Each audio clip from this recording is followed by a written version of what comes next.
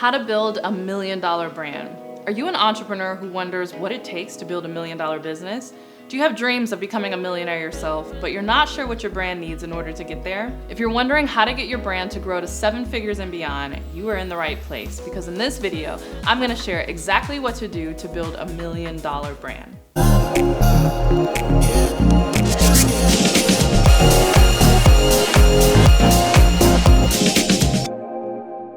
Hey, welcome back to my channel. If you're new to me, I'm a full-time online life and business coach, as well as wife and mom. I wear all the hats and do all the things, but I'm also a 7-figure business owner, which has been really exciting to cross that 7-figure mark. And so I know what it's like to make 5 figures in your business. I know what it's like to make 6 figures in your business. And now I can tell you what it takes to grow your business to 7 figures. And so in inauguration of me crossing the 7-figure mark, I thought it would be fun to do a video all about what it takes to build a $1 million brand. So if you have really big aspirations, like 6 figures is not enough, and you know, with inflation and gas prices and everything going on, I don't blame you. I feel like the seven figures is now the new 6 figures, or I don't know how that works, but I get it, right? So if your aspirations are 7 figures and beyond, you are in the right place, and we're gonna get into those strategies right now.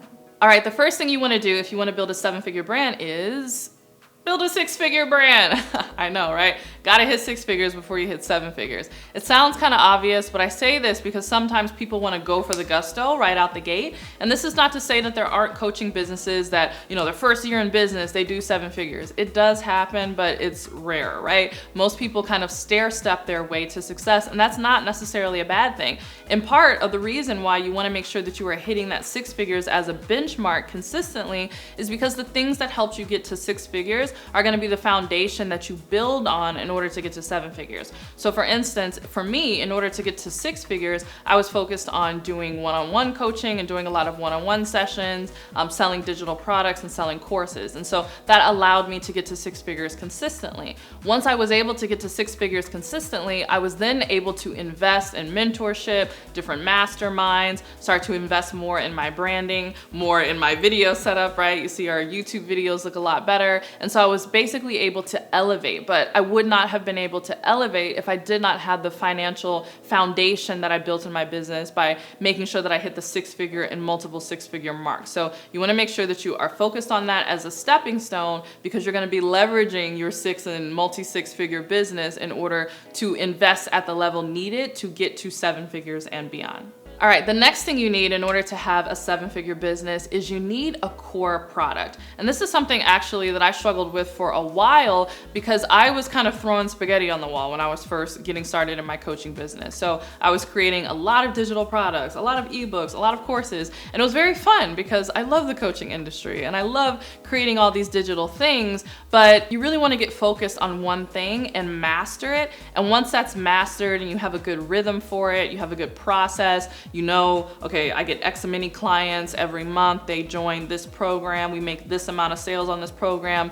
That's really what's gonna help you scale. And so because I had so many different offers and so many different options for people to buy from me, and I was marketing so many different things all the time, I felt that a lot of my energy was kind of dispersed in all these different places. And so you really wanna have laser-like focus in the beginning, but also laser-like focus just in general. I find myself even refining my processes even more now that I've hit the 7 figures by just focusing on that core product. So if I could go back in time, I would tell myself, find the one product that is really hitting for you. And initially my first product was a self-discipline program that really blew up my brand and was very large for me. And truth be told, I should have really stayed in that arena before moving on and really just grew that, right? So, I dabbled into other things and it was fine. I was able to grow my business despite that. But as someone who is looking back and talking about the mistakes that they made, I can tell you, if you find something is working for you, you really want to develop that, make that your core product, go ahead, build a brand around that,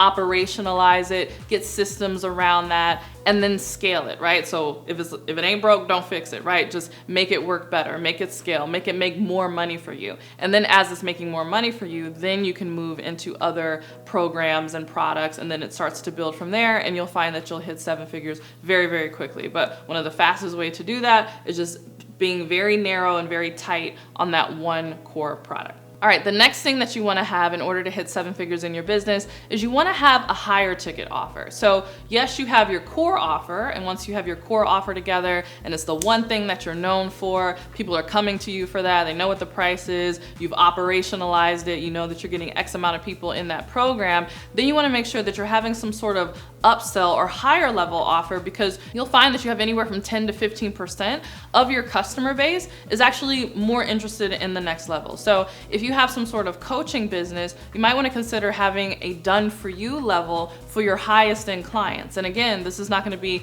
everybody or even the majority. This is going to be a small percentage of your clients, but if you can tap into that small percentage and give them something that they're looking for at the next level, you will find that it will accelerate your revenue and help you hit 7 figures faster. And this is another mistake that I made. I actually found that, I was doing great with the offers that I had, my core offers and my core pricing, but it took me forever to come up with a higher ticket offer because I was like, nobody's gonna pay those prices. Like, nobody's gonna pay me this. I was stuck in my own money mindset and my own limiting beliefs until I found that a lot of my clients who, had come through with me on, my mid-ticket offers, they were leaving my coaching practice and going to other people's coaching practice who had higher ticket offers because they had graduated from this level, right? So they had worked with me and they wanted to continue working with me, but I didn't have anything at the next level to continue serving them. And so they had to go get it from somewhere else. And so when I found that out, I was like, oh, wait a minute. I know my clients aren't ditching me for someone else. And it's not because they wanted to, but it was because I wasn't selling them anything at that level. So once I saw that, like, oh snap, people are paying these prices, they're paying these prices to other people, I created a high ticket offer in order to keep more of my own clients in-house and to serve them the entire way for the duration of their journey. So you want to think about what is the full journey that your client is going to be going through, and can you come up with something after your core offer that is a higher ticket offer that a small percentage of your clients are going to want to go through. Because again, even though it's a small percentage of your clients, this is a higher ticket offer. So even if 5 clients are now going to work with you in your 20K offer, that's 100K that you made just by converting 5 of your existing clients. So hopefully you can see how this helps you stack revenue and helps you get to 7 figures that much faster. All right, I have more strategies and tips to get into, but first I want to hear from you. Do you have dreams of having a 7-figure coaching business? Yes or no? Go ahead and let me know in the comments below. The next thing you need to have in place in order to have $1 million brand is a prospect pipeline. This is huge. So many coaches, again, just business owners and entrepreneurs in general, are throwing spaghetti on the wall when it comes to finding prospects who are interested in their service. And so you don't want to get caught up in the cycle where you're hustling to get clients, and then you get the clients, and then you're working with the clients, and because you're working with the clients, you're not marketing your business, and you're not going out and looking for new clients. And then when those clients are done and they finish their engagement with you, then you're back on the treadmill, hustle mode, trying to find new clients. That's a treadmill that a lot of new and even some experienced coaches find themselves on, but I'm telling you, you're never gonna crack the 7 figures if that's kind of your routine. So you wanna make sure that you build in a prospect pipeline in your business. So you wanna have tools, you wanna have resources where new people are getting introduced to your content, new people are getting introduced to your business all the time on a consistent basis. It needs to be automated, and you need to have systems set up on the back end so that once they get introduced to you, they then get introduced to your offers, and then a select amount of those people will then take advantage of it. So I like to think of it as the analogy of popcorn, right? We put the kernels in the bag, and we put the bag in the microwave, and we're waiting for the kernels to pop, and all of them eventually pop, but we don't know which ones are going to pop. And so that's kind of how your prospect pipeline is. As long as you have new prospects who are coming in,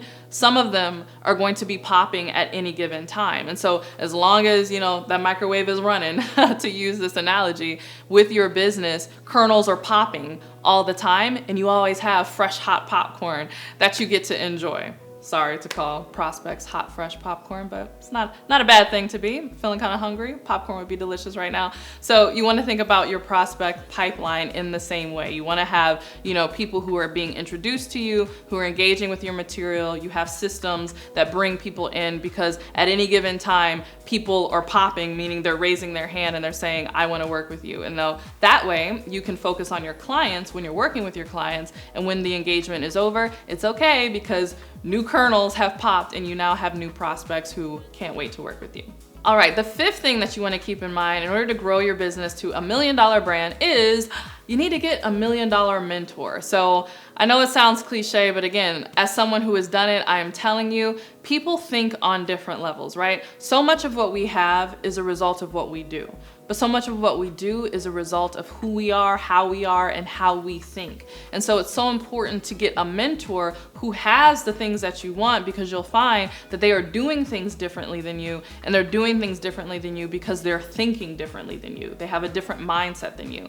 And so that was a big thing for me. Just last year alone, I paid over $100,000 to one mentor, a multi-million-dollar mentor. But just being in that environment, it was actually a mastermind where pretty much everybody was like way more successful than me and had multi-million-dollar businesses. But just being in that environment, it was amazing to see how my mindset was limited compared to theirs. And when I say limited, I don't just mean in terms of, how much money I can make or anything like that, but even just how they approach things and how they problem solve. And little problems that I was stressing about, they were like, why is that a problem? You shouldn't even be focusing on that. You should be focusing on this instead. And it was like, oh my goodness, mind-blowing to me, but I wouldn't have even known to turn my focus into a different direction unless I was interacting with people, again, who had the things that I wanted because they were doing different things and they have a different mindset. So you want to find a mentor who is already rocking at the $1 million level, because you're going to find that their mindset is a lot different than yours and they do things a lot different, and that's why they have things that are different than you. So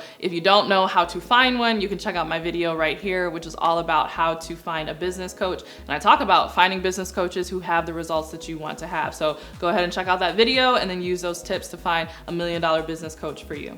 Okay, I hope you enjoyed these strategies. If you did, I teach even more in my $1 Million Brand Masterclass. This is a masterclass that I recorded not too long ago. I did it live on the whiteboard. This is not boring PowerPoint slides or anything like that. This is really good. And when you click the link below to register for it, 1, it's free, and 2, you get instant access to it instantly. You don't have to wait. You can watch it right away. And I go in depth into all the strategies that help me grow my brand to $1 million. So if you want to get access to that right now, click the link below. Okay, I hope you enjoyed this video. If you did, don't forget to give it a thumbs up and don't forget to subscribe. And if you can't wait until my next video, which is kind of weird because my next video should be coming out tomorrow, that's okay. You can check out my podcast, The Courtney Sanders Show, which is available on both iTunes and Spotify. And if you can't wait till my next podcast and my next video, you can check me out on Instagram. Instagram is one of my favorite social media platforms. Come on over, say hello, take a look at my latest post, leave a comment, and let me know that you watched this video, and I'll see you in the next one. Bye.